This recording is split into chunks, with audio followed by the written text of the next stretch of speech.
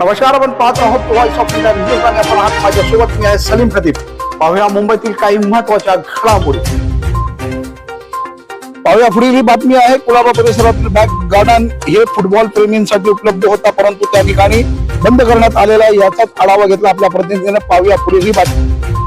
आपण पाहता सर्वप्रथम व्हॉइस ऑफ इंडिया न्यूजने ह्या मैदानाची दखल घेतली होती.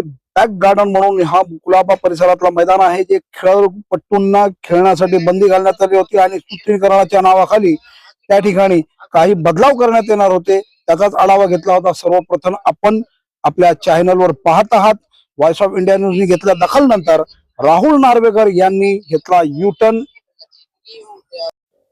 आपण पाहताय आपल्या स्क्रीनवर खेळाडूंनी याचा विरोध केला होता, त्यानंतर राहुल नार्वेकरांनी घेतला युटर्न. याचा आढावा घेतला आमच्या प्रतिनिधी. पाहूया राहुल नार्वेकरचं काय म्हणणं आहे. कुलाब्यातील बॅक गार्डन हे कुलाब्यातील खेळाडूंसाठी अत्यंत महत्वपूर्ण असं एक खेळण्याचं गार्डन, रेक्रिएशन ग्राउंड आहे आणि याचं संवर्धन करणं आणि चांगल्या सुविधा देणं हे अत्यंत आवश्यक आहे.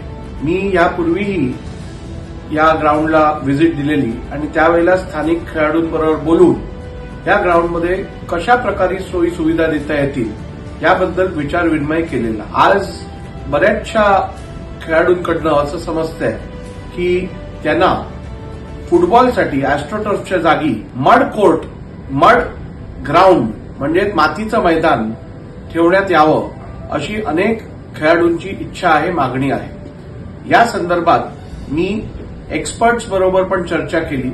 फुटबॉलमध्ये जाणकार जी लोक आहेत त्यांच्याबरोबर पण चर्चा केली आणि त्यांच्याबरोबर बोलल्यानंतर मला असं वाटतं की इतर विकास काम जे आहे, फ्लडलाईट्स लावणं, टॉयलेट रिपेअर करणं, त्या ठिकाणी चांगल्या चेंजिंग रूम्स बनवून देणं, ही सगळी कामं करता येतील.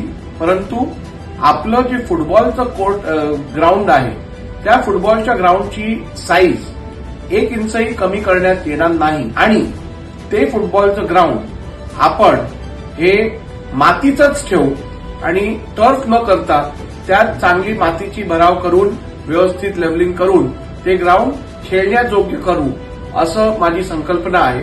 धन्यवाद.